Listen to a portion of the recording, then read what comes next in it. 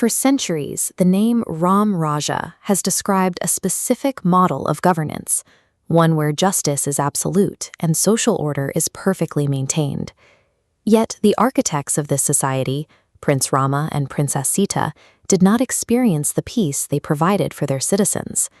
Their personal lives were defined by a series of escalating hardships that began the moment they left the palace. This suggests a specific tension and pressure in leadership, the idea that a perfect state might require the systematic destruction of its leader's own happiness. In this narrative, that process of refining a leader through sacrifice is called pariksha, a lifelong sequence of trials. The first trial arrives exactly when life appears most stable. During the preparations for Rama's coronation, Queen Kaikeyi uses a pair of ancient promises to seize control of the succession. Her demands are absolute.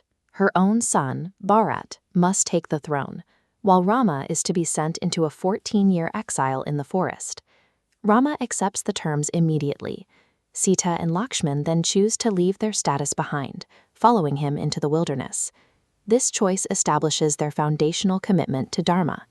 By leaving, they prove that their obedience to the law and their father's word is more important than their personal right to the throne.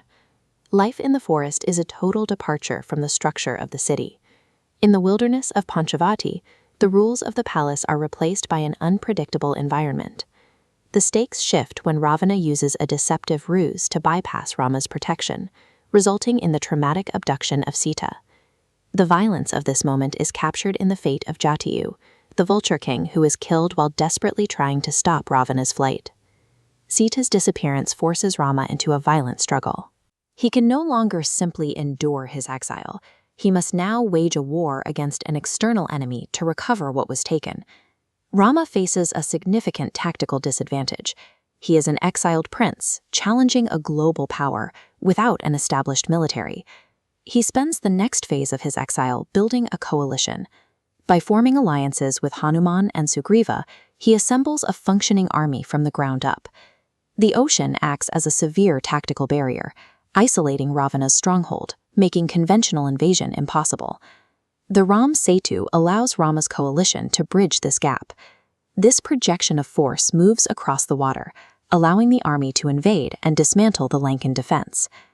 Even after the military victory, the trial continues. Sita is required to undergo the Agni Pariksha, a public trial by fire, to prove her purity.